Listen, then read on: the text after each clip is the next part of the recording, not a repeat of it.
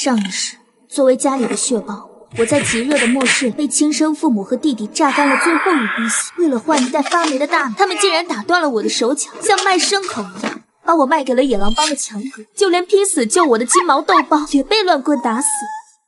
苍天有眼，让我重生回到了末世降临的1个月前。更惊喜的是，我竟然觉醒了能听懂猫狗心声的逆天一秒。这一次，面对这群吃人不吐骨头的吸血鬼家伙，我不再是那个任人宰割的乖乖女。我不仅要断绝关系，还要亲手把他们送进那个在高温下会变成活人微波炉的玻璃豪宅。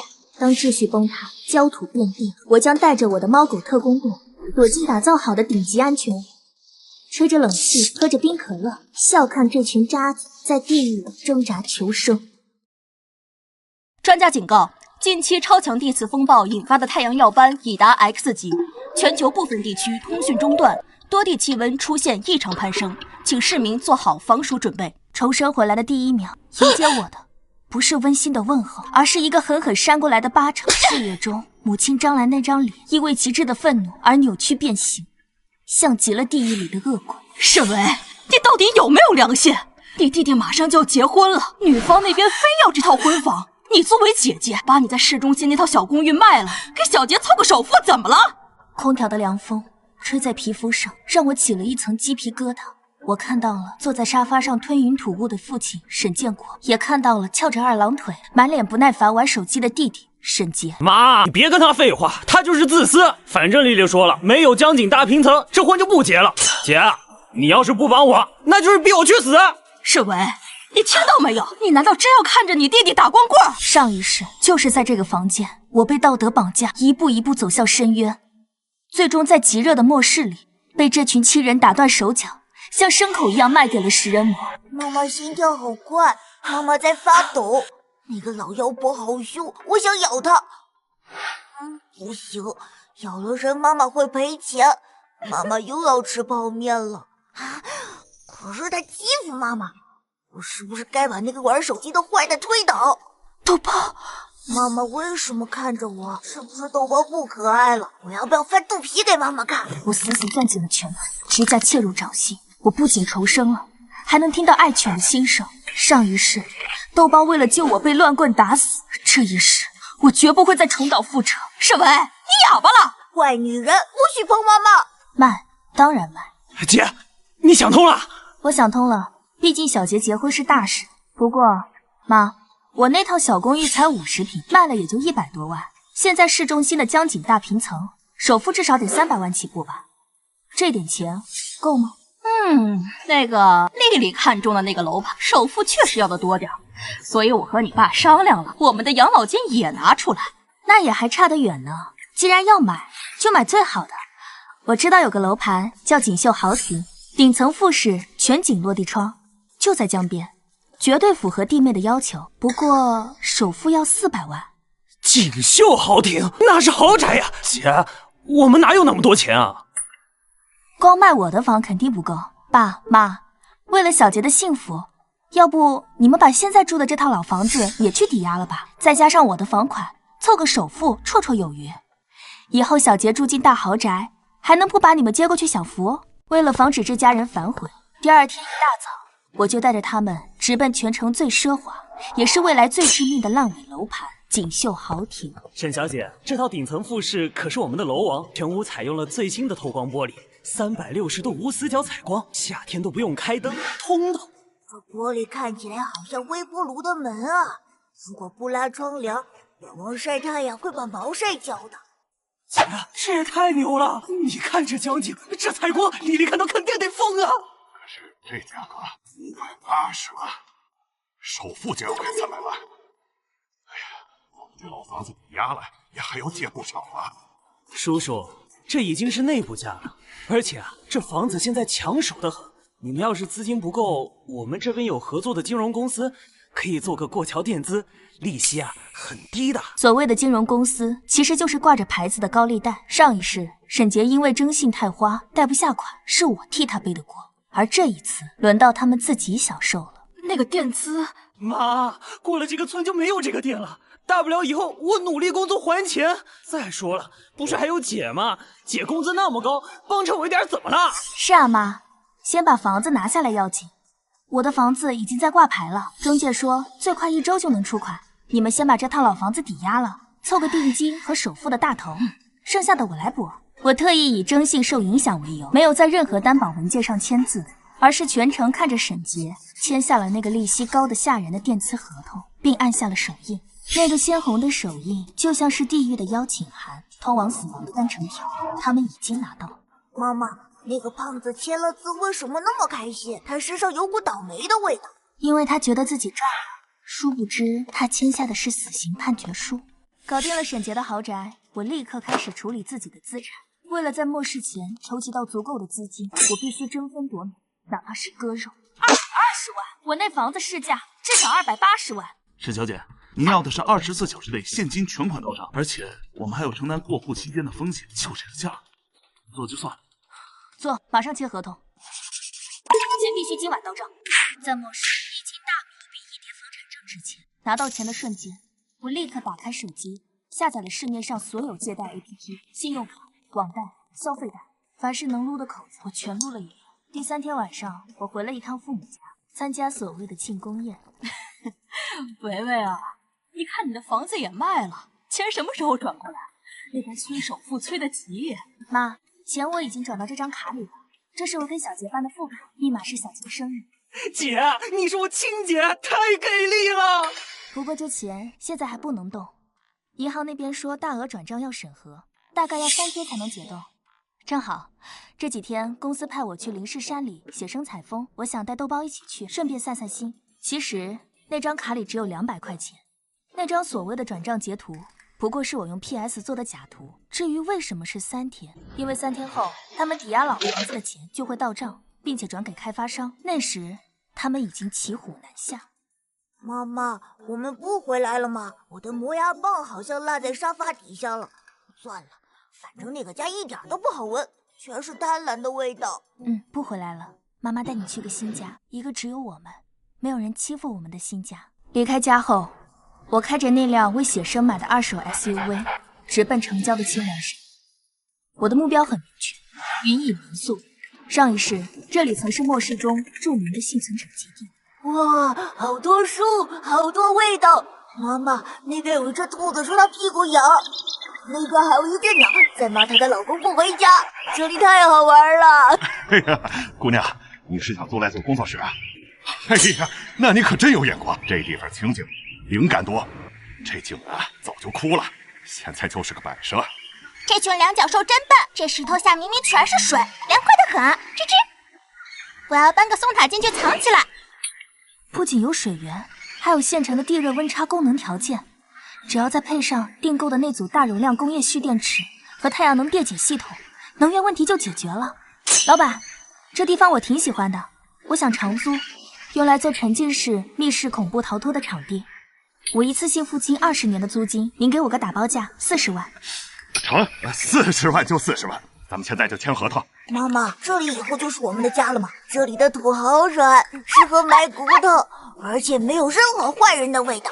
是啊，这就是我们的家。接下来就是疯狂基建和囤货的时刻了，地窖要挖大2倍，还要隔出一个专门的无土栽培区。走，豆包，我们去检查地窖。虽然有了基地，但我深知自己战斗力不足。这一天，我在农贸市场寻找物资时，一阵令人毛骨悚然的心声钻进了我的耳朵。左边3寸，那是他的颈动脉，只要笼子一开，我只需要0.5秒就能挠穿它。愚蠢的两脚兽，还在拿棍子戳我！等我出去，先把你的眼珠子挖出来当球体。老板，这包我要了。多管闲事的女人，差一点就得手了。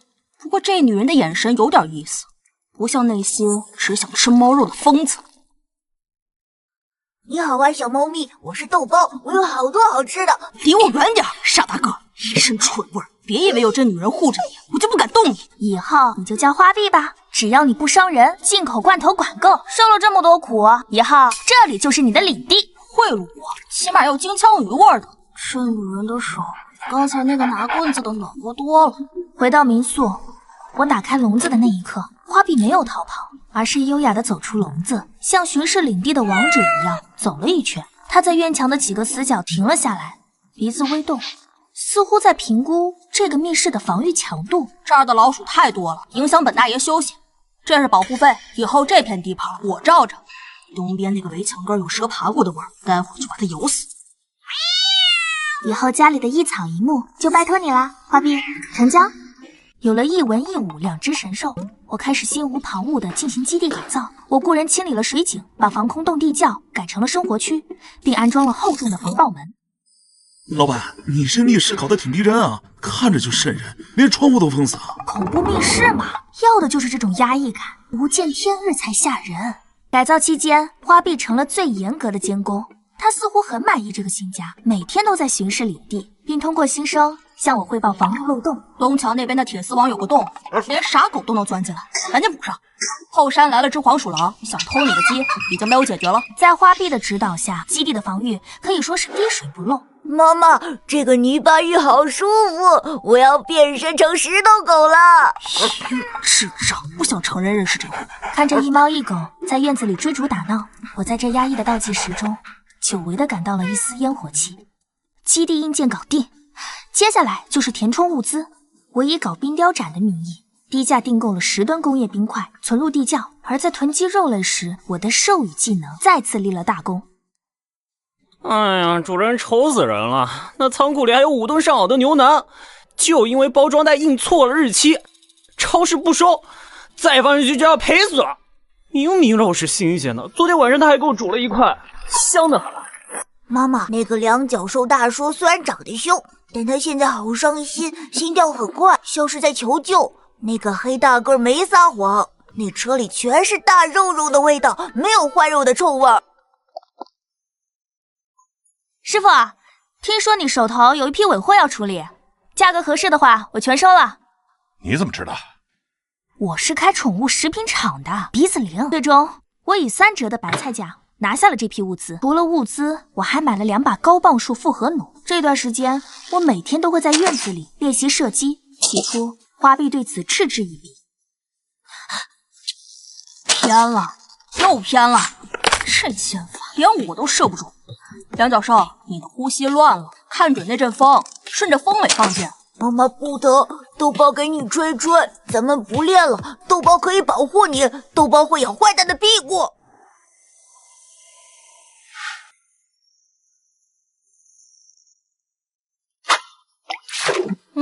勉强能看了，总算没白费大爷我晒着太阳指点你。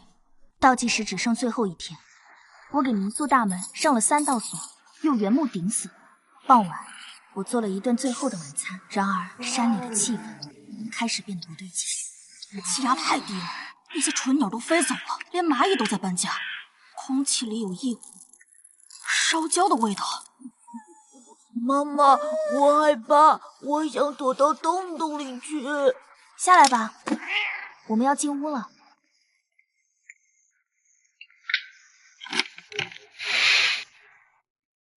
沈杰发了一张落地窗夜景图，配文：在这个城市最高的地方，俯瞰众生。底下全是亲戚们的点赞。看着这张图，我只是冷笑。俯瞰众生，再过几个小时，那里就会变成离太阳最近的刑场。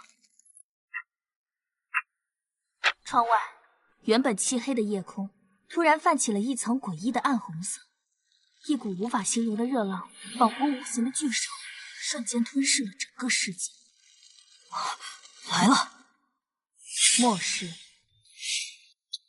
0点过后的瞬间，世界仿佛被扔进了微波炉。即便拉着窗帘，室内温度计还是在半小时内从26度飙升到了38度。妈妈，好热，地板烫烫，我是不是要熟了？该死，这鬼天气是想把本大爷烤成猫干吗？空调呢？那个吹冷风的盒子怎么不转了？走，下地窖。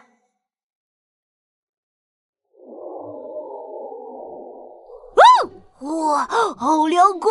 天堂，这里是天堂！高温持续了1周，城市电力系统全面瘫痪，朋友圈里一片哀嚎。我刷到了沈杰最新的动态，没有了炫耀，只有崩溃。哎呀，什么破豪宅啊！中央空调坏了，物业也不管，热得老子睡不着。哎，有没有人来修空调啊？这才刚开始呢，那引以为傲的全玻璃幕墙，现在就是个巨大的聚光温室。好好享受吧，我的好弟弟。这天中午，我正在给花贝开罐头，手机突然响了，来电显示妈妈。维维，你在哪儿啊？救命啊！热死了，真的要热死了！现在的温度都快60度了，你爸中暑晕过去了，怎么叫都不醒。60度，那岂不是能做慢煮猫饭了？妈，我现在在山里写生呢，信号特别差，而且这边路都封了，出不去啊。那你转钱，快点，我们去住酒店。转不了啊，妈，网都没有，而且我听说酒店都被抢空了。你们还是在家里待着安全。哦，对了，记得多喝热水，防中暑。唉，以后我们都不用听那些噪音了。有恶意的东西在靠近大门，不止一个，手里拿着铁家伙。我也是，笑容瞬间消失。我放下手中的猫罐头，转身操起挂在墙上的复合弩，拉满弓弦，对准了那扇厚重的防爆门。看来真正的考验才刚刚开始。电话挂断半小时后，几个村民来到沁鸾山大门外。妈的，这大门封得跟铁桶一样，连个缝都没有。那娘们肯定躲在里边吹空调喝凉水呢。老二，给我砸！只要砸开这扇门，里边的水和吃的都是咱们的。妈妈，外面那几个人好重，那是贪婪和恶意的味道，就像前世那些卖掉妈妈的人一样重。他们想闯进我们的家，抢走妈妈给灯笼存的古董。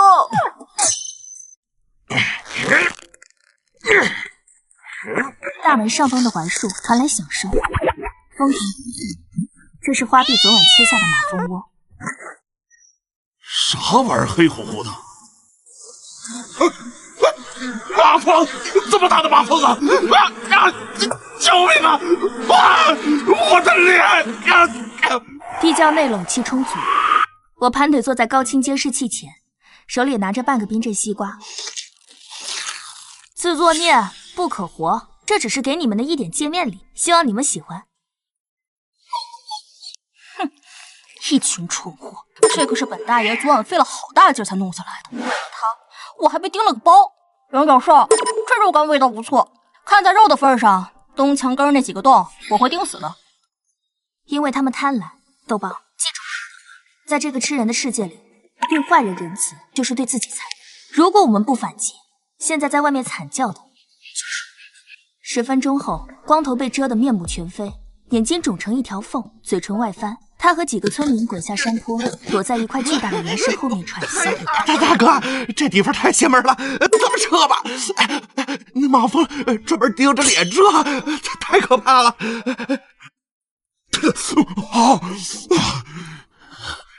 这个屁！你没看见吗？那上面树多绿啊，还有那么大的马蜂窝，这说明什么？说明上面肯定有水源，不然这些东西早旱死了。只要拿下那里，咱们就能活命。哎呦，那咋办啊？那马蜂太厉害了，咱们靠近不了啊！哼，怕什么？畜生毕竟是畜生，怕火是天性。等晚上，咱们带上汽油和火把，我就不信一把火烧不进那个乌龟壳。到时候那娘们是死是活我不管，但那些物资和水必须是我们的。夜幕降临，地表的余热依然让空气燥热。正在沙发上打盹的花臂突然惊醒，耳朵动了2下。那群臭烘烘的老鼠又来了，这次他们身上带着一股刺鼻的味道，手里还拿着火。梁教授，别睡了，他们在东南角那个铁丝网附近扎堆，正准备点火烧你的窝。想玩火？既然你们不想体面的离开，那我就帮你们体面。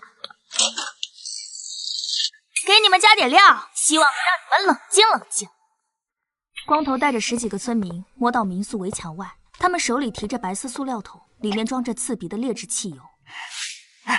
大哥，这娘们好像睡死了，里面一点动静都没有。这回咱们肯定能成。动作快点，别磨蹭，点开了就往里泼油，点着了火，咱们就冲进去。我在铁丝网上通了高压电，虽然电压调低了不致死，但足以让人瞬间丧失行动能力。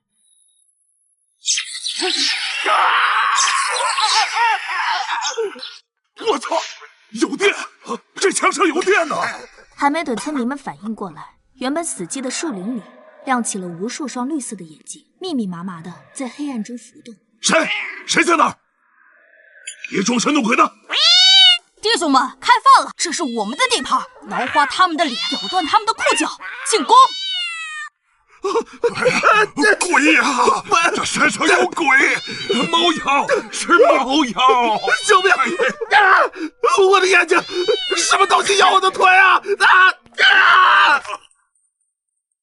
我穿着黑色的战术背心，站在2楼的露台上，手里端着复合弩，夜视一下的红点锁定了试图逃跑的光头的大脑。我的腿！我的腿！惨叫声在山谷激荡，剩下的村民吓得丢下同伴，四散奔逃。警告！警告！本区域已被划定为严重传染病隔离区，已发现多例出血热病例，区封锁，擅入者死。传染病！快带我走！我不想死在这里！看着暴徒消失在夜色中，我并没有放松。我知道，血腥味会引来更凶猛的野兽。切，一群弱鸡，连我一根毛都没碰到。不过那个光头身上的味道很恶心，那是亡命徒的味道，他肯定还会再来找麻烦的。我知道，下次来的恐怕就不是这些拿锄头的乌合之众。我看着窗外漆黑的夜空，面无表情。不管是谁，只要敢踏进我的领地，现场只留一个。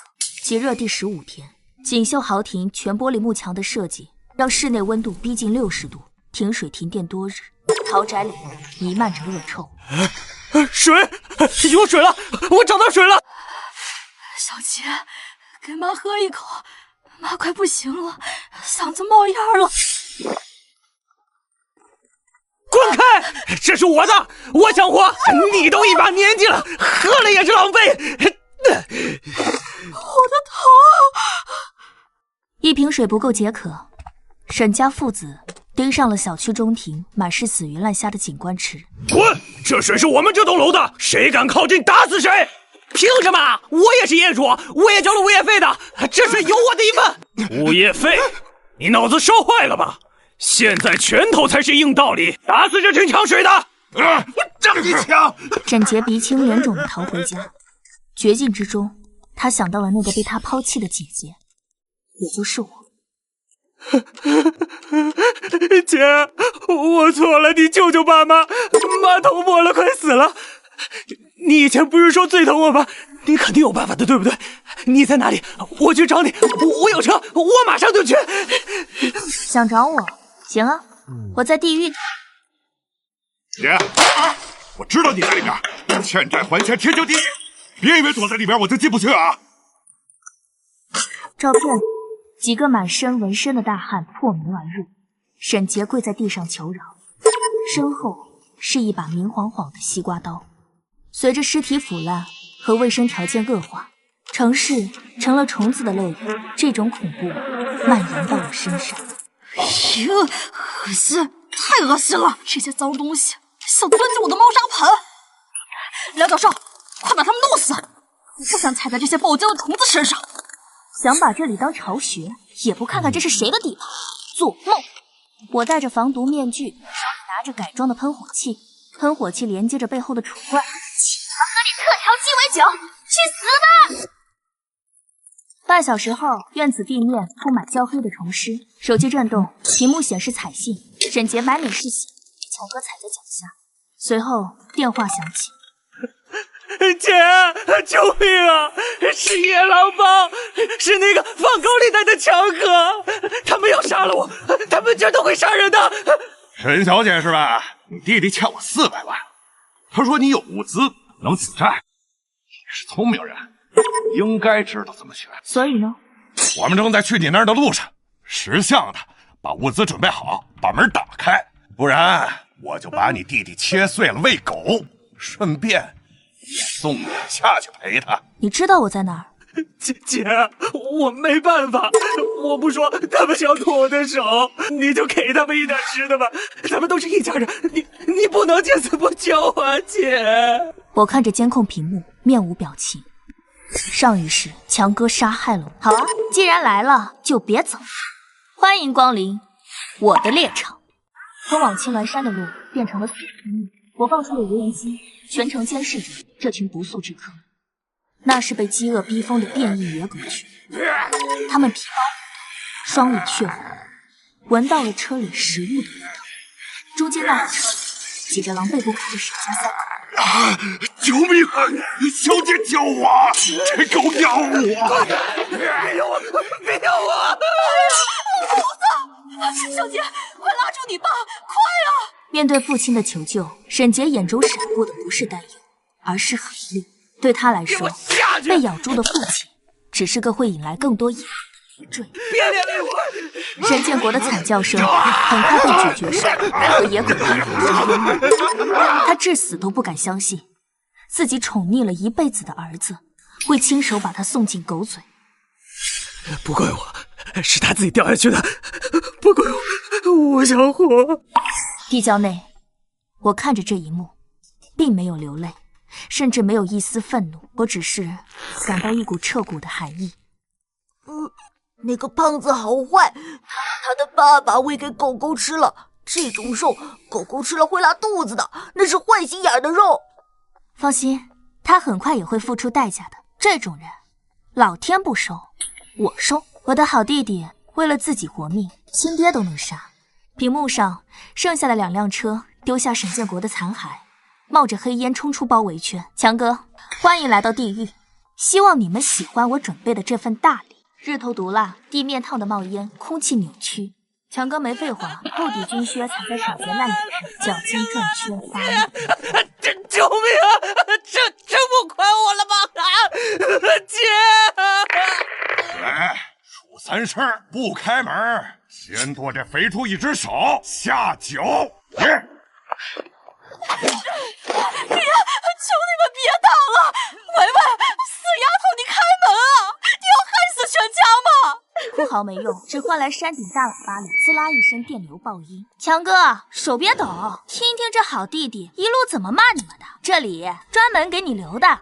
扩音器声音在山壁上撞来撞去，全是火，放的正是沈杰在车里踹亲爹下车时的录音。是他自己掉下去的。山上只有我姐和死老太婆，还有条狗。杀上去物资全是咱们的，到时候把那帮放高利贷的傻逼毒死，东西我们平分。不哥，没，那是合成的，贱人害我的。放高利贷的傻逼，毒死我们，独吞。沈杰，你行。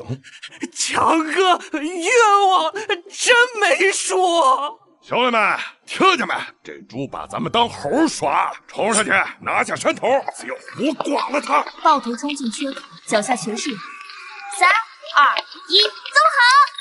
望着血肉炸开，化肥加气。腿，我的腿啊！烟尘里全是惨叫，强哥捂着腿，满手血，死盯着角落里的沈杰。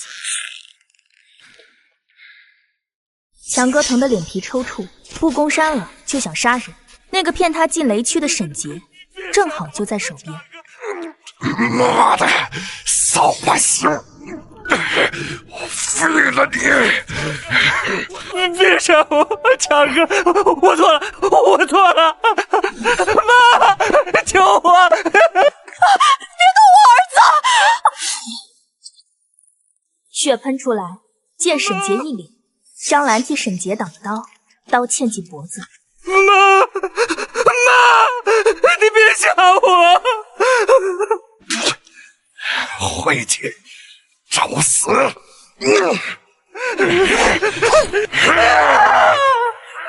沈杰嗓子扯破了，抱断腿打滚，一身血泥尿。强哥，那娘们有炸弹，再不走倒得交代！山脚下死寂，只剩烈日暴晒和沈杰哀嚎。地面温度接近65度，每1秒都煎熬。沈杰断腿，血流不止，却顾不上疼，拼了命的往山顶爬。姐，我错了，救救我！妈死了，妈被他们给杀了！开门，给口水喝，疼死了！我是你亲弟弟啊，姐，看在爸爸的份上，救救我啊！空调房里，我看着屏幕上那个像蛆蠕动的身影，面无表情。上一世，我也曾这样苦苦哀求过，换来的却是嘲笑和死亡。现在知道是我弟弟了，把你亲爹喂狗的时候，怎么没有想过他是你爹？花臂，早想动爪子了，这一身馊味儿比死耗子还冲。去吧，送一程，别让他死太快。沈杰嗓子哑了，突然树林传来动静，像无数翅膀扇动，盘旋的变异扑救收到信号，收拢翅膀俯冲下来。走开！滚！那是我的肉，我的肉！姐，救命！有鸟的周眼！日落，惨叫声没了，我全副武装走出大门，穿着防刺服，手持复合弩，左右跟着我的猫和狗。妈妈，坏人死透了，这儿臭，豆包不喜欢，全是死味儿。寨清了，下辈子别做人。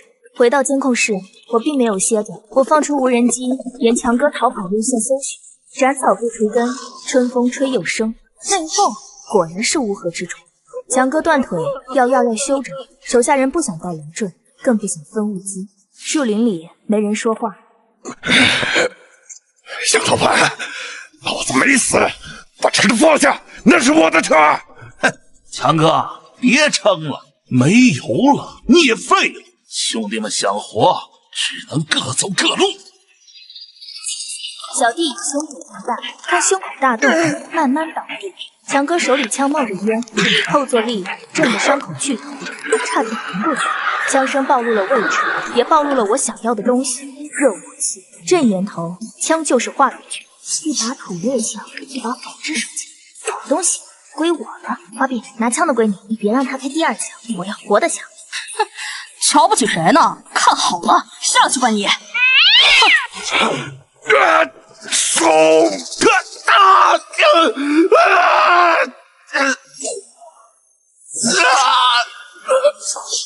大姐，手举起来！强哥彻底没戏了，横行半生，栽在个小姑娘手里。还有多少人？大本营在哪？重武器有什么？实话实说，给你个痛快。没了，都在这儿。多远老大在城里，还要跑，飞机跑。搜刮完战利品，我拿到了2把土猎枪、20发子弹、1桶汽油，还有强哥私藏的一小袋黄金。滚！别让我看见你！回到地窖，我清点着收获，枪在手，心里稳多了。吃！哇，肉！坏蛋没了，吃饭都香。豆包要吃3大碗。那是我捡的石头，上面趴着几只死甲虫，泛蓝光。深夜，我擦拭着枪支，地窖温度不稳，空气里透着燥意。香，要吃，给我，身体里有火烧。花臂，吐出来！好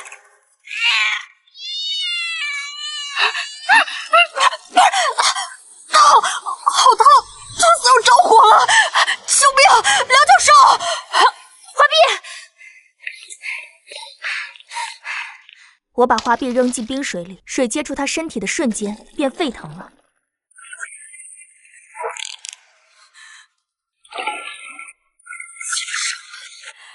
要炸了！花臂进化时，外面变天了。最后一天，气温飙到72度，2小时跌70度。先是黑雨加冰雹，接着是大雪。极寒来了，快！风头风口，开壁炉！雪太大，埋得太快，排气不堵死。走，口子堵了。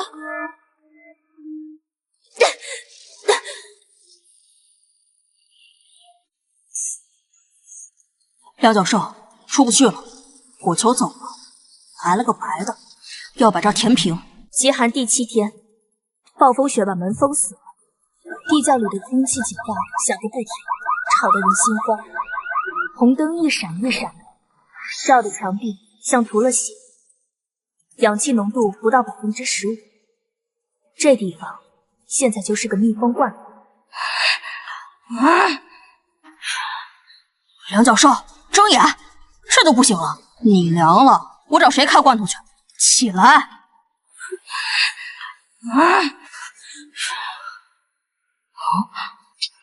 上面风扇停了，那个洞堵了。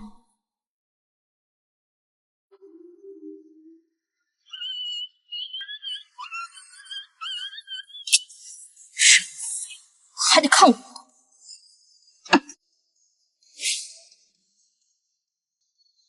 管道尽头，风扇叶片被倒灌进来的雪水冻得死死的，结成了个大冰坨子，气流完全断了，这冰硬得跟石头一样。给我开！老子是猫王，碎冰算个屁！碎啊！地窖里的气快没了，我觉得胸口压着块大石头，意识都要断片了。头顶管道里突然咔嚓一声，一股冷气夹着雪粒，顺着管道猛灌进来。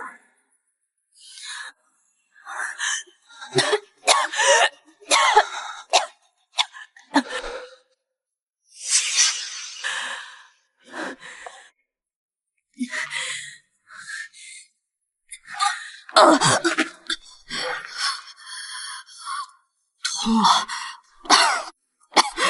牛逼吧？赶紧，那个金枪鱼罐头给我开了。3天后，雪停了，我背着包扎好的花瓶，领着豆包，费劲推开顶层舱门。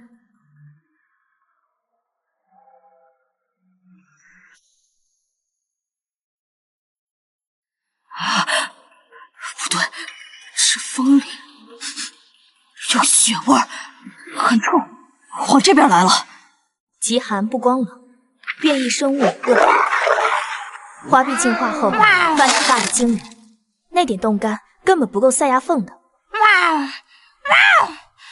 饿死猫了！我要肉，带血的肉乎肉。再不给肉，我就把傻狗给炖了。别吃我，我馋，全是骨头！妈妈救命！别嚎了，确实该补补了。不想饿死，就跟我出去弄点吃的。林子里静得瘆人，我带着一猫一狗，踏着膝盖深的雪，摸到了那只变异驯鹿的地盘。豆包，骚扰，花臂，找机会。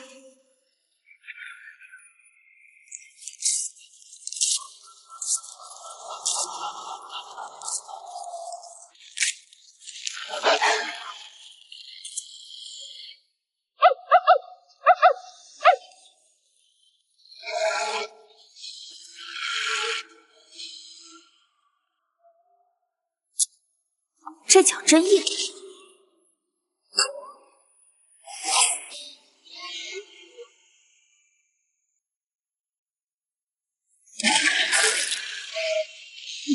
死吧，大肉块！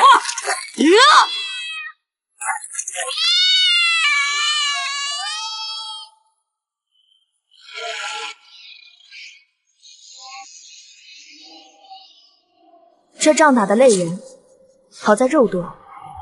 我拖着猎物往回走，豆包突然在一处被雪盖着的山坳前停住了。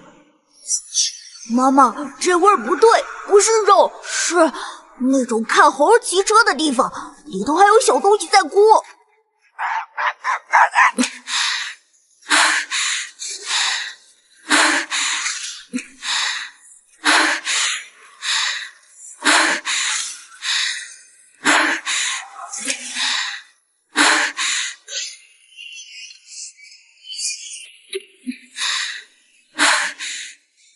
手电光打进去，车里全是冻僵的猛兽尸体，狮子、黑熊都残缺不全，互相吃过。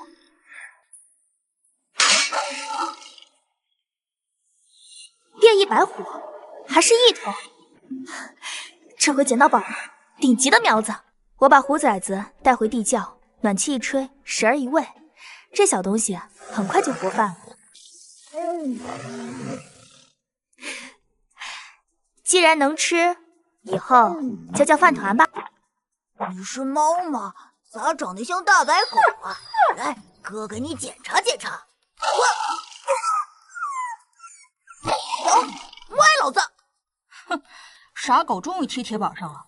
这小东西行，天生的坦克。有了饭团，队伍算齐了。我出去倒垃圾，顺道查查陷阱。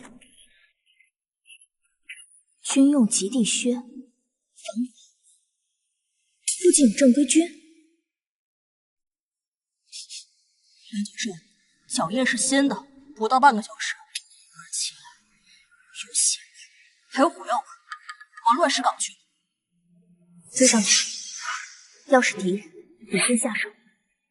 乱石岗风很大，卷起的血沫像刀子一样刮脸。一个穿残破迷彩服的男人正死死靠着岩石，他左胳膊已经脱臼了，鲜血顺着指尖滴落在雪地里，瞬间冻成红色的冰珠。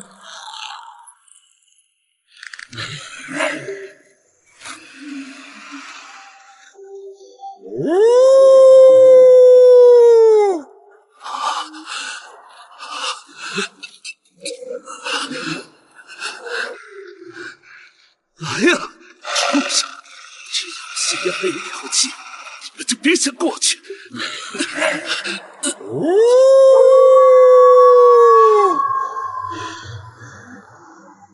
我趴在50米外的雪坡后，透过高倍率瞄准镜，静静地看着。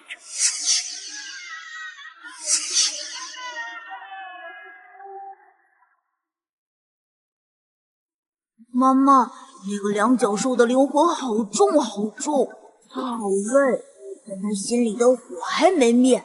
他是个好人，豆包想帮他吹吹伤口。梁教授，离他远点！这家伙身上全是冷铁和硝烟的味道，是职业杀手的气味。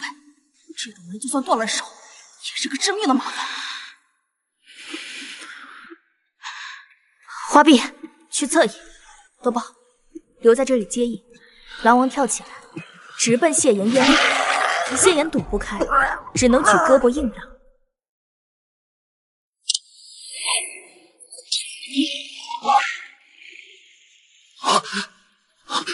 谁？狼群还没有反应过来，被我从岩石上跳下，花臂爪子一挥，离得最近的那只喉咙就被撕开。我滑下雪坡，捕猎枪指着剩下的狼。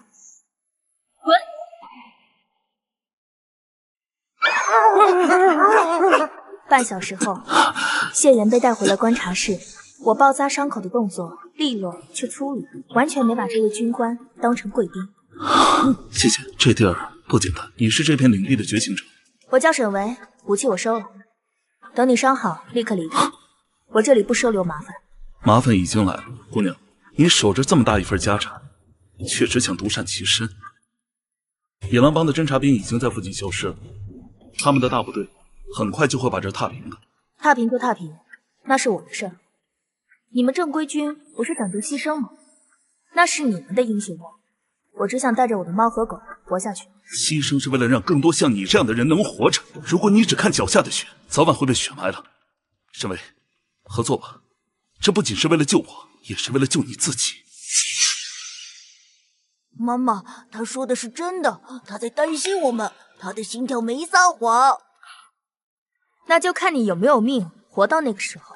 花臂，盯着他，要是他敢乱动，直接挠断他的喉咙。哼，早就准备好了，梁教授，希望他最好别给我这个机会。听到野狼帮，我眼神冷了下来。上一世的仇家，这辈子送上门了。看看，这就是他们干的事。他们不光是流氓，是一支有重火力的掠夺军团，改装车、重机枪，甚至有热成像。他们正像蝗虫一样扫荡这片山。我没说话。逃！这堡垒是我全部心血，外面零下60度，逃就是死。我不走，既然来送死，我就成全他们。你挺狂，但光靠2把土枪和几只宠物挡不住。想活命，得合作。接下来几天，谢岩伤刚好点，就开始教我布防。老虎天生会杀人，但他只会蛮力，叫刀斧技。还有这儿，雪底下埋半雷，高度膝盖往下3寸。真好用，但他教那个锁的姿势真好使，一咬一个准。第5天半夜，雪停了，在外头放哨的花臂突然疯了一样冲回来，一头撞开门。来了，好多大车，动静特大，就在山脚。我和谢岩扑到屏幕前，漆黑的山道被车灯照得通亮，一支钢铁车队正往山上开，引擎声震得地皮发颤。好的，主力部队起码50人。关灯，静默，准备干活。探照灯光柱像利剑划破，半山腰。热成像有反应，底下有热源，温度高，肯定有大雪。几个拿探雷器的喽啰。老大，有雷，土造的。雕虫小技来了。看陷阱这么容易被破，我手心冒汗，握枪的手指发白。专业的，这是正规军打法。只要敢进院子，我就有办法收拾他。车队在距大门200米停下。独眼狼看着死寂的堡垒，笑了笑，一脸残忍。乌龟壳，老子最喜欢砸壳，把那玩意儿拉出来，给里面的娘们听个响。只见一根粗大的工业管，不知道什么材质，焊在一个独轮车上，后边焊接着一个液化煤气罐。对准大门3发急射，放！咣那一下，谢岩瞳孔一缩，迫击炮趴下！第1发炮弹砸在院墙上，巨大的爆炸震得地窖里直跳。监控屏瞬间全是雪花点。地窖虽然没塌，但那震动让人窒息。我耳朵嗡嗡响，迷糊中看见谢岩死死扑着，后背落满石灰。疯了吧？想把这炸平？他们在逼我们出去，盲射炸不穿这儿，但会把通风口和防御都炸烂。通风口一毁，咱们就是瓮里的鳖。3炮过后，独眼狼没着急冲，派了狙击手封门。2点钟，枯树上，他在压制，得干掉他。花臂收到。那个拿长管子的，脑袋看着挺脆，一拍就碎。狙击手盯着地窖口，根本没注意头顶的树枝晃了一下。狙击手一倒，独眼狼耳机里全是杂音。废物，热成像，扫！老大，是个动物，速度太快了，那边！激活，打死那只猫！妈呀，作弊呀！这火鞭子烫死猫了！救命啊！听着花臂叫唤，我急了。饭团，该你了，建议你个。饭团，记住教你的，走 S 线，别硬扛。敢欺负我大哥，咬死你们！虎啸声震山，野狼帮的人就看见一道白光冲进阵地。老虎，白的！慌什么？畜生而已，放毒气！强攻不下，独眼狼用了阴招，几个手下扛着冒黄烟的罐子冲向通风口，空气报警器又响。我和谢岩迅速戴上防毒面具。乖，别站，想熏死我们，那就让他们见识见识真正的鼠患。我掏出一个红色遥控器，谢队戴耳塞，开场了。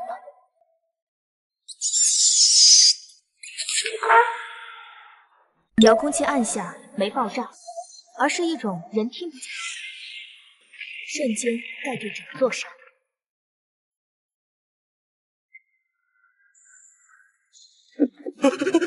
什么啊？老鼠！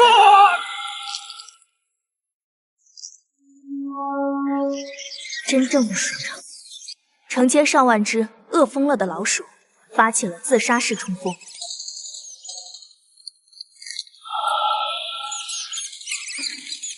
滚！都滚开！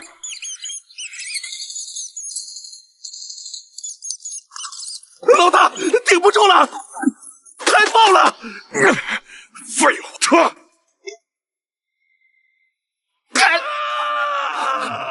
指挥车带着2辆警车冲出包围，上了盘山路。前方是一线天，两边峭壁，头顶积雪厚重。看着逃窜的车队，谢岩举枪降服，我却按住了枪管。别急，那是给他们留的粉。我手指悬在第2个按钮上，走好。次日清晨，暴风雨结束，昨夜那场腥风血雨将盘山公路变成了一片平地。野狼帮的钢铁车队如同玩具被彻底。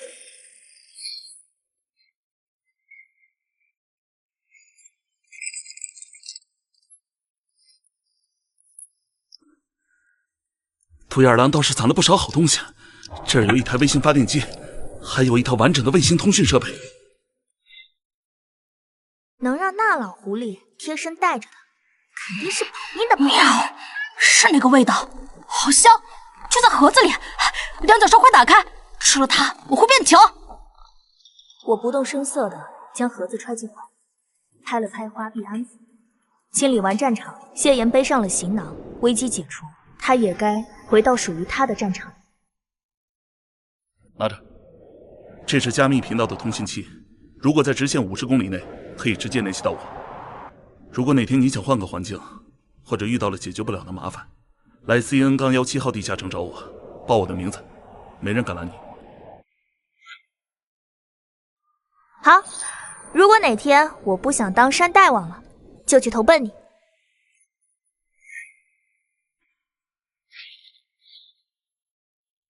保重，谢队。送走谢岩，地窖里恢复了平静。我锁好防爆门，坐在桌前，拿出了那个从独眼狼车里找到的金属盒子。这是高阶变异生物的晶核，简直我只在传闻中听过。这是地磁风暴引发细胞变异后能量高度的缩长。谢岩曾提到，野狼帮通过猎杀异能者和高阶变异兽来攫取这种违禁品。人类身体脆弱，直接服用会爆头，但对于已经初步进化的变异兽来说，这是脱胎换骨的唯一解。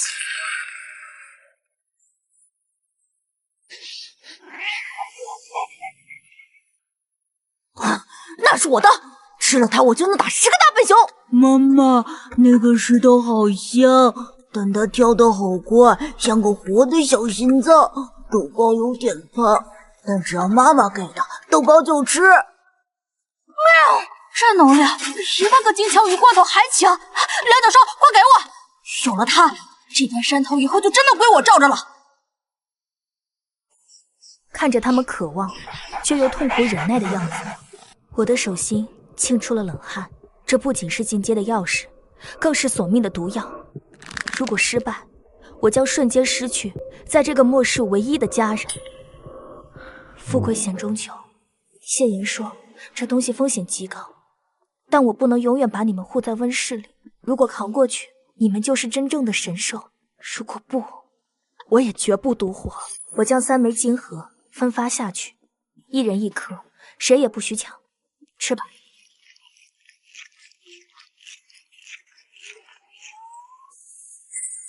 然而，预想中的变强并没有立刻发生，取而代之的是剧烈的排异反应。受不了，肚子里有火在烧。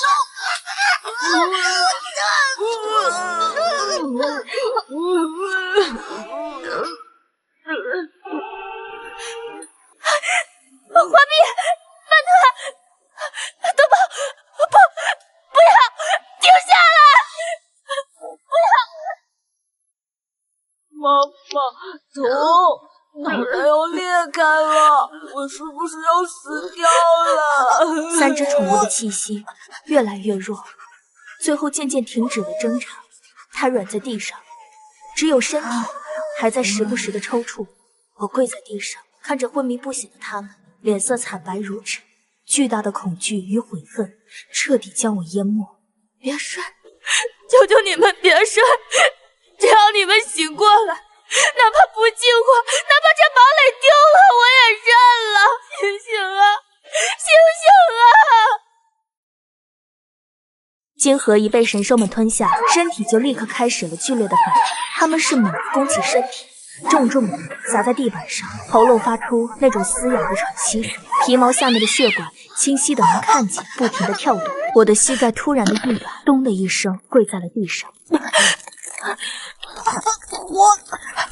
肚子里的火简直要熟了！刘教授，水！别睡，听话，都给我睁眼！冰块，还有冰块！那一晚上我都没睡，双眼布满的全部都是红血丝，非常紧张的守着冰墩。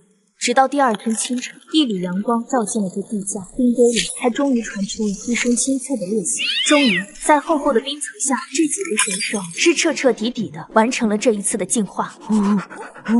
妈妈，豆包一点儿也不疼了，知道你心里面在想我哦。那声音直接钻进了我的脑子里，暖洋洋的。我愣了一下，一把就搂住了他们，脸埋在毛里，用力的蹭。没死，太好了，没死！妈的，吓死我了！你们这群混蛋！就在我刚刚放松了那么一点的时候，墙角那个落满了厚厚灰尘的电台突然亮起红灯，还发出了那种刺耳的电流声。门外，救命啊！我是妈妈呀！门外，你在门外，我死了！你开门啊！怎么回事？你不是？那声音简直像是蟑螂。我死死地盯着那个电台，我非常确定、非常清楚地知道，雨晴已经死了。我腿好疼，你让我们进去吧。那声音是越来越清晰了，就好像有人把脸贴在门缝上在说话一样，里面是透着一股令人感觉到阴冷的气息。地窖内无线电中传出的是死人叫门的声音，我猛地抓住了对讲机，手被轻轻抱起，眼睛里布满了大量的红血丝。滚！装什么死人？我看着你们烂掉的！死了！我死了！开门！那声音已经不是从那个无线电里出来的了，头顶的通风管道里渗出了那种咕涌咕涌的动静，听上去简直像是有什么湿滑的东西在拼命的往下蠕动一样。妈妈，不对，没心跳，假的。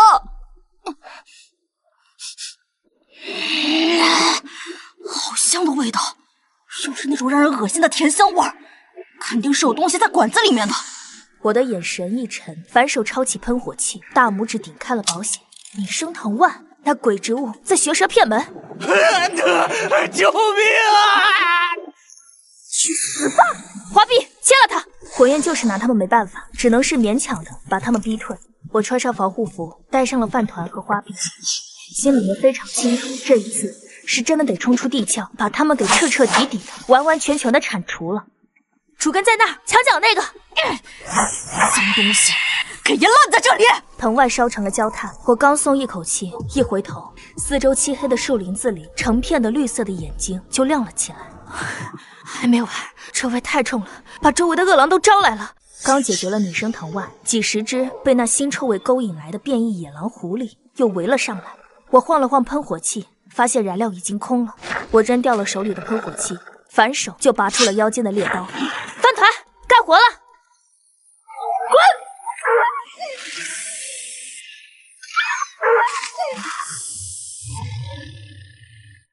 想活命，那就守我的规矩。我没杀这群野兽，而是把它们收编做了护卫。我彻彻底底的改变了青鸾山的生存法则。一转眼的就到了末世的第二个除夕，外面是冰天雪地，地窖里却是热气腾腾的。新年快乐，我的宝贝们！我举起了可乐，碰了碰豆包的杯子，发出清脆的响声。妈妈，饺子真的好吃，只要和妈妈在一起，天天都是过年。审问收到回答，快封死出口！谢言，出什么事儿了？这是白色死神节寒流来了，积雪会超过10米，气温零下80度，赶快躲起来，一定活！信号断了，紧接着头顶传来了那种沉闷的轰鸣声，仿佛有一座山狠狠地压了下来一样。糟了，暴雪来了！极寒降临的第7天，外头的世界彻底一片死寂。那10米厚的雪啊，简直是把整个青鸾山都给彻彻底底的压了进去。在地窖的最深处，氧气让人提心吊胆的在一点一点的流失，每呼吸一口都是折磨，让我难受的要死，简直是活的煎熬。不能睡，这会凉水。妈妈，我好困。我因为缺氧彻底的昏迷了。花臂赶紧钻进了那个窄得要命的通风管道里，面对被堵死的冰层，他拼命的伸出了利爪。挖，给本大爷挖！我是这里的老大，没有我的允许，谁也不许死！3天后，我背着裹满了绷带的花臂，顶着豆包，顺着挖出来的雪洞，一点一点的爬回地面。这是哪？侏罗纪公园吗？眼前的景象发生了巨大的变化，冰雪融化了，土地下面的植物在疯狂的生长，空气里弥漫着一股湿热的烂泥味儿。春天是来了，但周围的一切都让我觉得是预示着新的危险。我还没彻底的缓过神来，新的危机就来了。这片绿林子里面藏的全都是无数变大了的捕食者。哇！救命！这朵花咬我的屁股！全员警戒，这已经不是后花园了，是原始森林。雪化，青鸾山这一片的绿洲也是藏不住了。一群衣衫褴褛、手里拿着棍棒的拾荒者摸了上来。他们看见满山的变异果实，眼珠子都快要绿了。我站在半山腰，冷眼看着这群强盗。我这儿，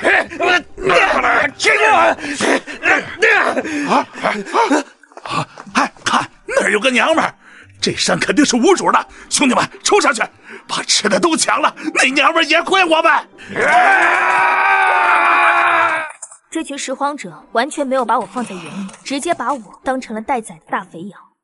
哼，饭团儿开饭。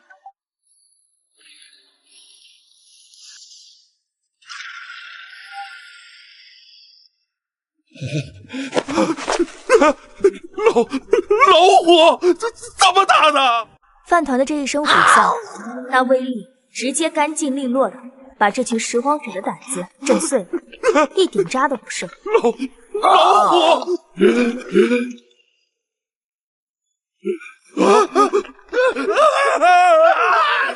怪物！山上有怪物！跑啊！青鸾山20里内，我的地盘，越界者死！经过这一战，山鬼的名号是彻底的传开了。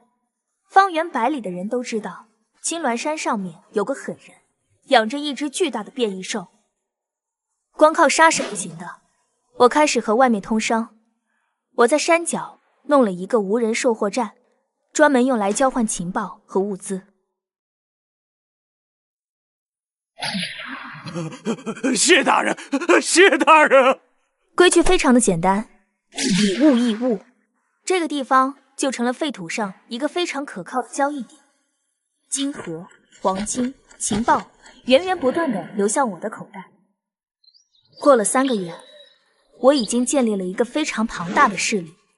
这天清晨，监控屏幕上出现了一支看起来非常整齐的重型装甲车队。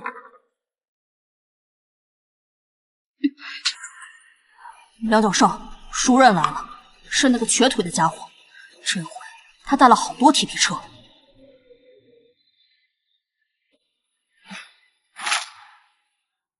车队停稳了，20几个全副武装的士兵迅速的散开，枪口对外，气氛绷得死死的。车门一打开，谢岩跳了下来，他的鬓角多了一些白发，但腰杆依然挺得笔直，只是走路的时候右腿还有点跛。我带着饭团慢慢的走出来。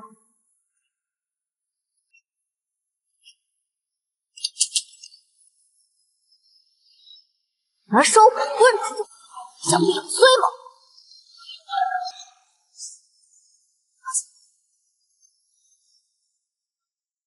都放下，自己人。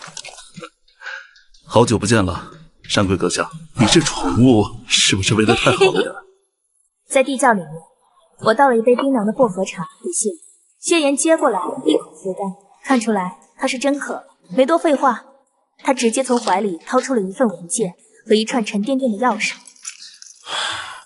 我是无事不登三宝殿，地下城爆发的变异霉菌，死了1000多人。听说你这儿有变异红景天能治，我们需要大量的。要我有救命的东西不便宜。规矩我懂，这钥匙归你。后面那辆挂车上装的是最新型的军用重型静音柴油发电机组，外带整整1罐车的军用高标号柴油。这可是官方真的正式文件，上面清清楚楚的写着，承认青鸾山方圆20里就是你的私人领地，还授予你一个荣誉城主的称号。以后谁敢来动这里，就是真的跟地下城宣战了。连车带油都给我，这官方的羊毛薅得爽。成交，我那点太阳能板早就不够用了。生意好不容易谈成了，才刚走出大门准备交货，装甲车顶上面的雷达突然就像疯了一样，快速的转动起来，发出了刺耳的警报声。警告，侦测到超大规模生物潮汐反应。队长，雷达屏幕红了，全是红点，数量简直没法算。几万，哦不，10几万，他们正在往这边冲，速度极快的。受潮？怎么会这么快的？情报不是说还有1周吗？众人冲上了高地，往远处看，地平线上扬起了一道遮天蔽日的黄尘墙，正在快速推进，大地剧烈震动，连脚下面的石头都在跟着跳动。谢岩举起望远镜，手眼连头。死的是辐射受潮，做最近核电站炸了，这个畜生疯了，他们要冲地下城，青鸾山正好挡在了路中间。这个受潮的规模简直庞大的不像话，谢岩带来的电磁时根本守不住他，快带着你的猫口躲进地窖，把门焊死，等他们过去。躲？那是以前的生活，我现在身后是我的家，我的田，我的粮，你让我拱手让人？命重要还是家重要？那可是10几万只丰收。谢顿，在我的地盘上撒野，问过我了吗？睁大眼睛看看，什么叫地头蛇？哨声瞬间穿透了战场的喧嚣，在山谷间不停的回绕。下一秒，原本安静的青鸾山突然开始躁动了起来。弟兄们，来活了！为了山鬼，为了罐头，给这帮外乡来的土包子开开眼！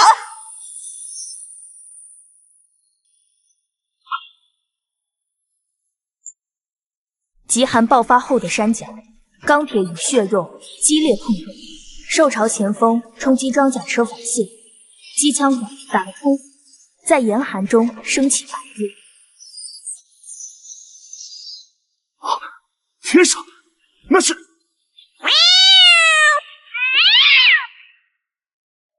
变异山猫群，专门攻打那些要害，又快又准，又凶得很。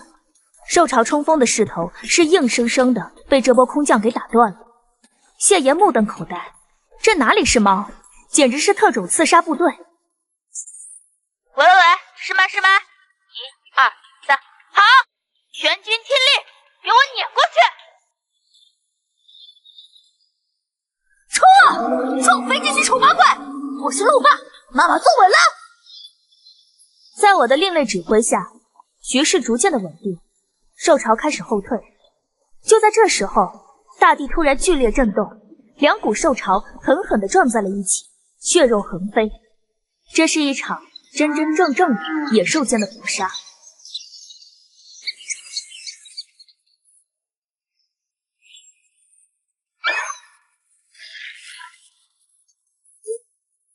饭团，左高前，漂亮！花臂，先后排，掏那只野猪的缸。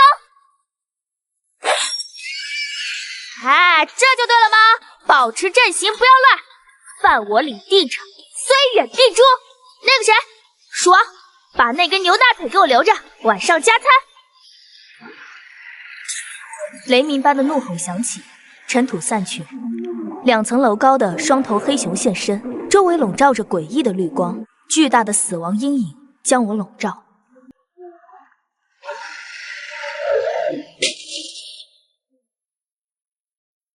不许动我妈妈！大块头，我不怕你！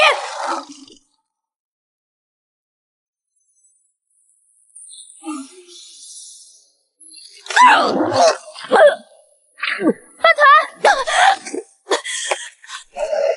沈飞，快躲开！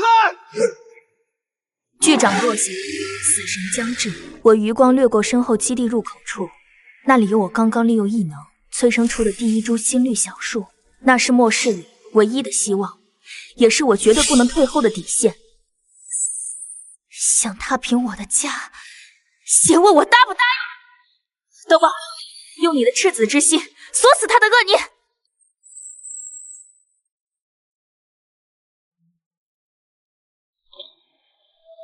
妈妈，我抓住他了，他的心里全是黑色的火。别怕，我会帮大家守住脑子里的光，不让这些脏东西钻进来。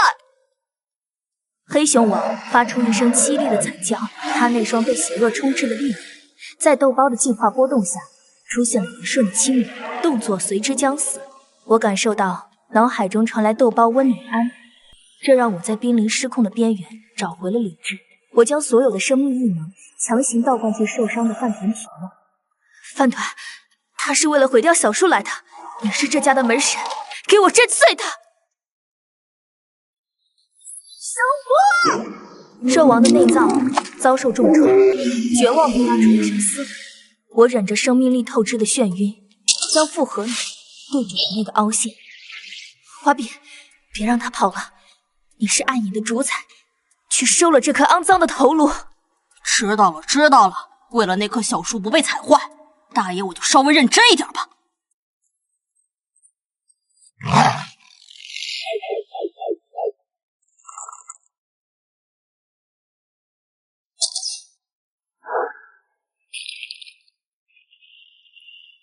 兽王轰然倒地，激起的血尘弥漫，四周的兽群在领主死后惊恐溃散。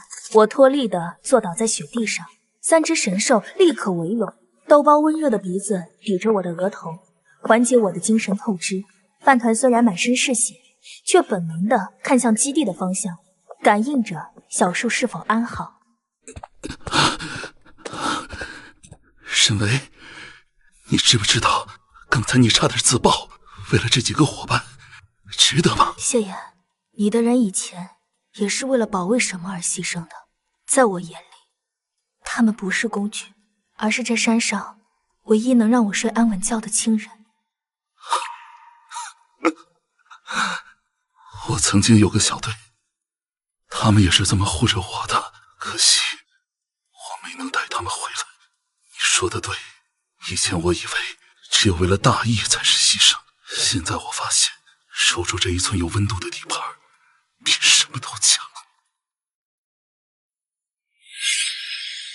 强哥，等我养好了伤，我们就去算算前世那笔被吃掉的账。战后的山脚寒风刺骨，兽王巨大的尸体横沉在碎冰中，残余的辐射绿芒在风雪中明灭不定，透着令人心悸的死亡气息。我动作干脆，短刀精准地挑开兽王的颅骨，指尖捏起一枚半透明、流转着幽绿流光的晶核。这就是地磁风暴引发的异变核心。野狼帮把他们当成进化的钥匙，但在军方眼里，这是极不稳定的微型核弹。在末世，没有力量的人连做炸弹的资格都没有。谢言，如果有足够的晶核作为燃料，你能弄到那台军用核电池发电机组吗？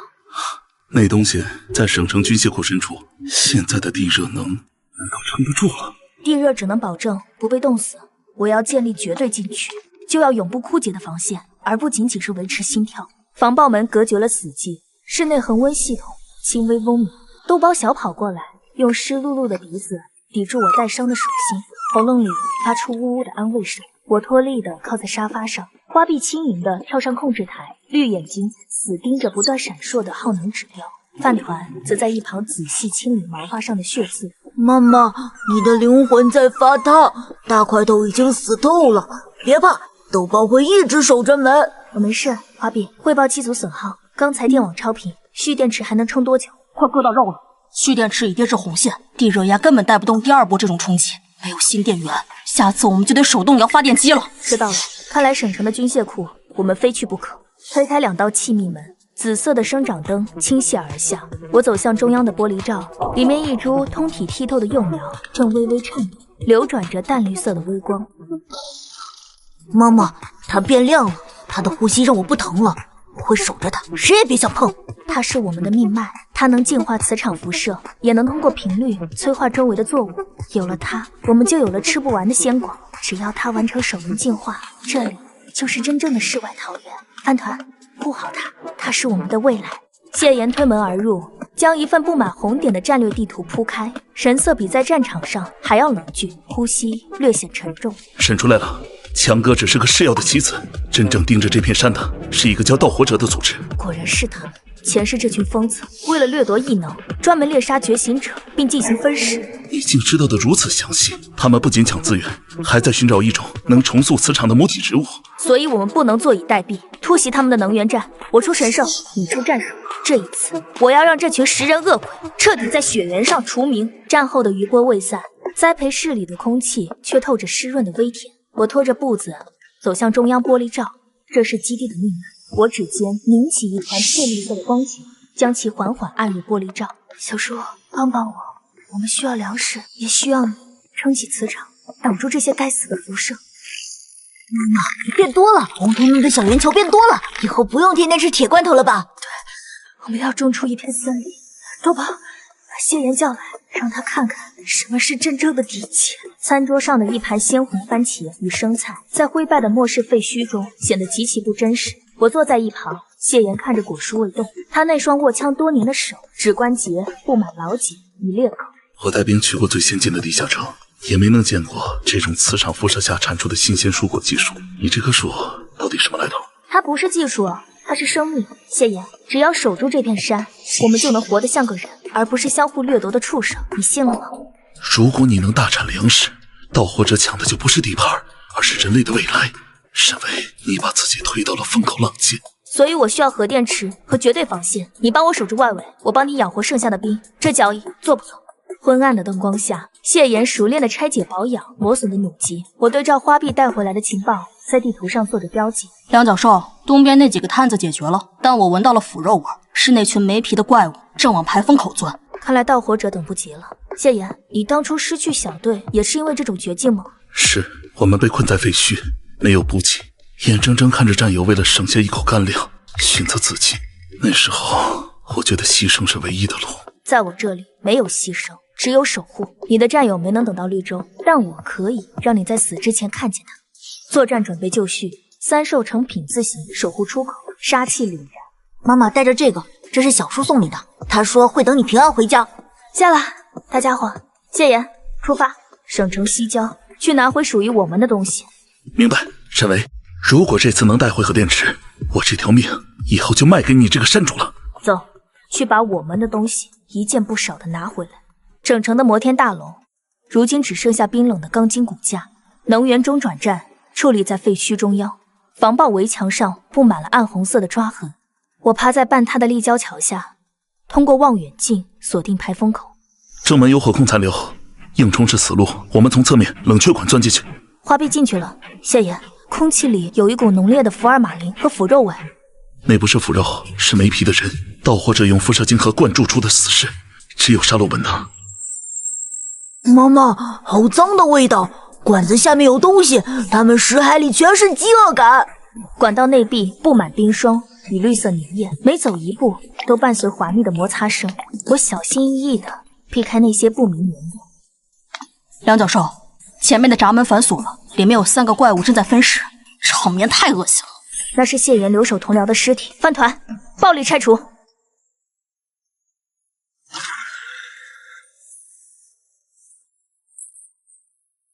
碎了，妈妈，5-8怪转过头来了，真想吐。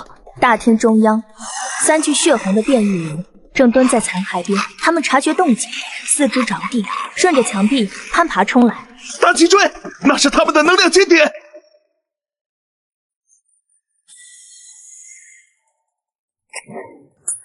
谢岩，退后，犯他压制，花臂收割。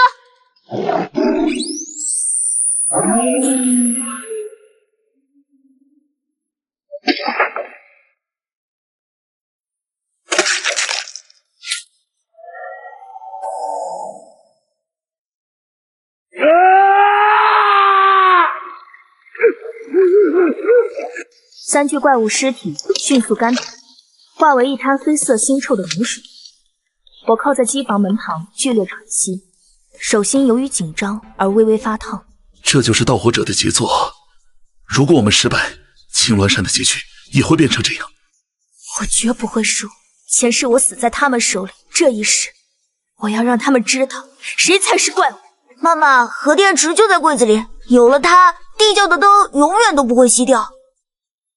谢言，拆线，我们得在第二波怪物赶到前撤离。我望向省城中心最高的塔楼，目光如刃，核电池散发的幽蓝色冷光照亮走廊，铅盒沉重，谢言单手拎起，后方警报声伴随金属摩擦声逼近。第二波怪物已经在门外，我反手拉动女栓，眼神在闪退的应急灯下变成冰雨。辐射在升高，自毁程序被激活了，我们要赶在冷却液泄漏前穿过2号配电间。盗火者想把这里变成废墟。谢言，你带电池先走，饭团开路。那些东西成群结队，你留下来断后太冒险，我没有让女人挡枪的习惯。这不是牺牲，是效率。我的猫锁定了他们的弱点，你留在这里只会挡我的视线。走，变压器电流爆裂，10几道血红身影顺着天花板飞速滑行，绿色粘液落地冒出刺鼻白烟。我屏息凝神，手指扣稳扳机。梁教授，这些傀儡被远程操控了，耳朵后的芯片是命门。看到了，花臂，去切断他们的信号平衡。这下交给我。电流消较刺耳，监控屏同时亮起，出现一个模糊的黑色剪影。精彩，沈小姐，若你肯交出那株母体植物，我可以考虑让你成为我们的正式员工。那棵树能重塑地磁，而你只是在浪费它的天赋。变成那种没皮的怪物，强哥那种残渣你都收，看来你们的门槛也不怎么高。收起鬼话！当年你在省城废墟分食我战友的债，迟早要清算。废话真多。豆包，信号源在哪？他在省城中心最高的灯塔里，他在笑我们带不走电池。轰然巨响，能源站喷出炽热火势，小队在爆炸瞬间跃出冷却掩护后者继续。饭团迅速爬起，用脊背挡住飞溅的碎片。我翻身坐起，第一时间按住铅盒。电池在就行。谢爷，爆炸会引来变异兽，快撤！沈巍，他说那棵树能重塑地磁，到底什么意思？意味着那里是唯一的净土，也是这群疯子最想摧毁的地标。回山，有了这个电池，我要让青鸾山变成盗火者的禁区。省城的硝烟远去，青鸾山的轮廓在风雪中渐显。谢言手中的铅盒散发着幽蓝微光，这是我们拿命换回的生机。我冒雪前行，唇色由于寒冷而显得惨白。谢言紧随其后，稳托铅盒，警惕四周。沈巍，门就在前面，电池现在下降，必须立刻接近机组。豆包开门，花臂断后，盯紧后方。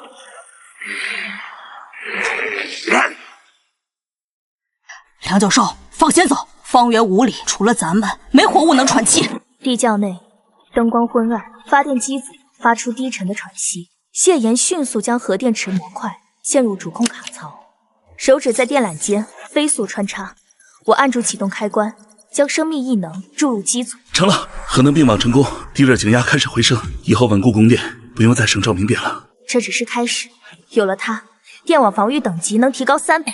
盗火者就算开装甲车来，也别想跨进这道门。不闪了，廖教授，监控屏幕全亮了，大爷我以后巡逻能偷懒了。暖和了，妈妈，地板都在发热。充足能源激活了栽培系统，细密的营养液化成雾气洒下。我走向小树，受核能供养，它的叶片剧烈颤抖，发出欢快的风鸣。能量管够，现在把这座山的防御磁场建起来。我释放异能，小树迅速抽条，根系顺着培养槽蔓延，与地窖钢铁骨架融合。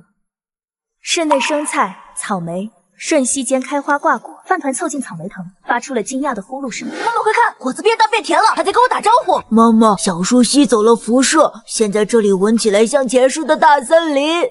谢言，尝尝，这是雪原上唯一没被污染的味道。壁炉内炭火跳动，暖气充盈。我靠在沙发上，豆包贴腿入睡，花臂在梁上打着小呼噜。我以前觉得末世有个避风坑就是万幸了，沈巍，你真的把这里变成了一个世外桃源。我不想再为了抢一口馊饭去杀人。这电池能撑50年，只要守住这里，我们就能活到末世结束。盗火者不会放过这种地方，如果他们进攻，我会守在第一道防线上。我说过，这里没有牺牲，你死了，谁来帮我维护那些复杂的发电机组？我们会一起活下去，直到看着那群食人恶鬼烂在雪里。这一刻，谢妍心中那块因失去战友而僵化的冰，终于在这温暖的地窖里彻底消融。清晨的寒雾翻涌，3辆重型装甲车撕裂了雪人的泥泞，履带在冻土上留下深陷的齿痕。数百名没皮的人如潮水般紧贴着车队行进，空气中弥漫着刺鼻的化学药剂味道。长官，目标进入射程，干扰区就绪。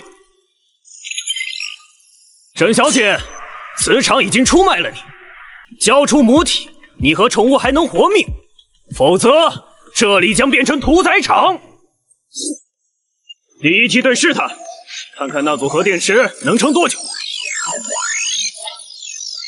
监控屏幕由于外界干扰而不断闪电，但随着核电池功率瞬时提升，画面迅速恢复清晰。我坐在控制台前，手心由于紧张而满是冷汗，眼神却冷静如刀。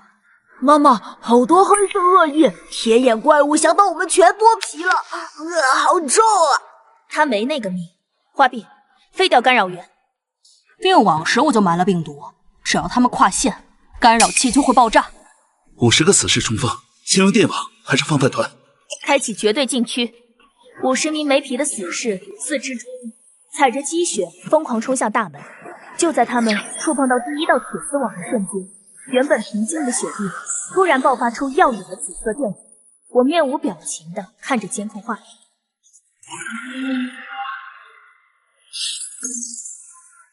撤回来，开启全频段电磁屏蔽。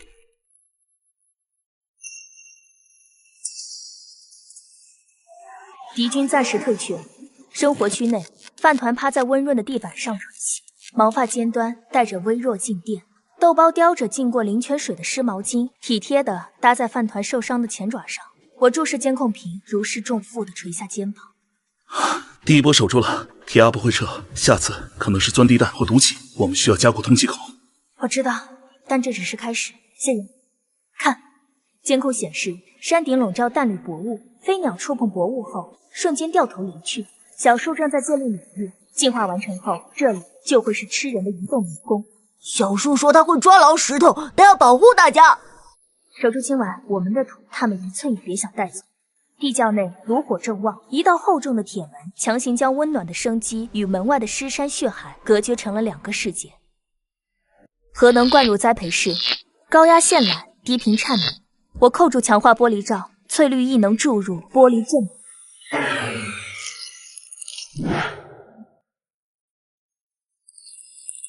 小树，顺着山的脊梁扎下去，把整座岩层变成感应器。地底有绿蛇在钻。妈妈，山变沉了，我在变强。他在跟基地共生。饭团，以后这里是绝对禁区。雪原营地，帐篷随风猎猎作响。铁鸭坐于车边，机械左眼闪烁红光。副官地上焦黑电路板，铁鸭夺过捏碎。长官，侦察班进入绿雾后，体征清零，没有战斗记录，未传出信号。他们连开火的机会都没有。监测显示，心脏瞬间被尖锐物贯穿。他把山变成了捕蝇草，申请枯萎剂和钻地弹。既然抓不到活的，就让他死在土里。壁炉火光摇曳，桌上草莓鲜红。谢岩放下满是油污的手册，他注视窗外绿雾，眉头紧锁。这味道像和平年代。沈巍，铁鸭的重武器到山脚了，我听到了履带声。他进不来，领域已成闭环，除非他挖空整座山。考虑过幸存者吗？如果这里是唯一生机，成千上万的人涌来，你会对同类开枪吗？这里是堡垒，不是难民营。谢岩，别拿大义绑架我，慈悲只给家人。别吵了，后山那几个钻地鼠已被勒断脖子，正往土里转。死士持动力钻头在岩壁掘进，火星四溅，层岩炸裂，苍青根须破土，缠绕死士腰部。我站在监控前，冷冷地看着这一幕。这就是我的领域，谁伸手，我就切了谁的爪子。雪原被火光洗成焦黑，4辆巨型抛射机推开积雪，斜指山顶。储压罐内翻涌着灰色药剂，铁鸭按动按键，抛射机后座数枚弹头划破绿雾，弹头在山腰爆裂，灰雾蔓延，与淡绿领域接触的瞬间冒出白烟，草木迅速变黑枯萎。领域在衰退，那是军用级的枯萎剂。长官，绿雾缺口已现，突击队准备降落。全员压上，不要活口，只要母体。地窖震动，灰尘扑落，监控屏上代表小树生命强度的绿条急速缩短。我扶住控制台，指关节由于发力而苍白，豆包蜷缩在侧壁，抓挠地面。妈妈，小树好疼，那些火焰在烧它的叶子，它抓不住石头了。谢言，启动所有机枪台，这里就是他们的公墓。过滤系统快到极限了，灰屋里有毒素，沈巍必须在基本阶段前解决掉那些炮车。我去，花臂前行，饭团强突，你守死这扇门。我骑在饭团背上，撞入毒雾，饭团周身暗金纹路亮起，形成透明能量膜。死士顺绳索从机舱跃下，花臂在乱石间闪现，爪尖划过，切断敌方呼吸罩。饭团张开巨口，次声波呈扇形横扫。滚开！别碰我妈妈！饭团冲下去，撞碎抛射机。铁鸭拔出震动长刀，踏碎冰面。他死死锁定那道俯冲而来的暗金身影。我握紧弩机，心跳如鼓。哼，畜生！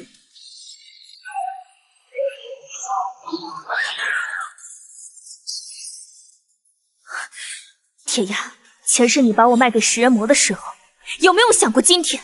前世你神志不清了，交出母体，给你个痛快！我嘴角勾起残忍弧度，按下遥控器。这是埋在装甲车下方的超频陷阱，学员底部的电缆消叫，湛蓝电弧破土而出，瞬间覆盖方圆100米。下地狱，去问你的前世吧！核电弧撕裂洞口，湛蓝能量网将装甲车熔成废铁。铁鸭被气浪掀飞，机械半身迸射火线，黑烟弥漫。我走向铁鸭，饭团低吼，金毛炸开，喉咙回到次声波余震。核能超频，那整座山左右耳，疯子！地狱里有人告诉你答案，你想要的母体，送你一程。妈妈，小树动了，地底脉络已接通。山峰巨颤，淡绿色雾凝成通天翡翠光柱，根须如蛟龙破土，贯穿炮车，林木复活，枝条缠绕士兵，拖入绿域深处。我看着这一幕，知道一切终于要结束，领域开启，万物归位。这才是神迹。根须收拢，铁鸭没入泥土，化作肥料。我站在山巅，看着身后的万顷绿意与前方的皑皑白雪。在这个崩坏的世界里，我终于守住了我的家。领域屏障合拢，雪原死寂，唯有绿山屹立。强哥躲在乱石后，见势不妙，欲逃。薇姐，我错了，前世我也救过你呀。救我？前世你把我卖给食人魔，分食我血肉时，可不是这么说的。我三箭齐发，断其筋。我冷冷地俯视着他，我不杀你，我会把你丢在领域外，你会在严寒里看着自己冻成冰块，像前世的豆包一样。地窖内暖如初春，核能稳定，果蔬在磁场下闪烁，壁炉火旺，映红了我的脸。我坐于沙发，享受着久违的安宁。领域扩张了10公里，沈巍守住了。不是活下来了，谢莹，这里不需要英雄，只需要家人。明白，山主。妈妈，骨头好甜，我能听到妈妈的心跳了。本大爷要睡50年的安稳觉。吃果子，保护妈妈，永远在一起。青鸾山在灰败的荒原中，如翡翠般生生不息。我深吸一口气，这是属于我的新世界。我是沈巍，这是我的堡垒，我的家人，我的新世界。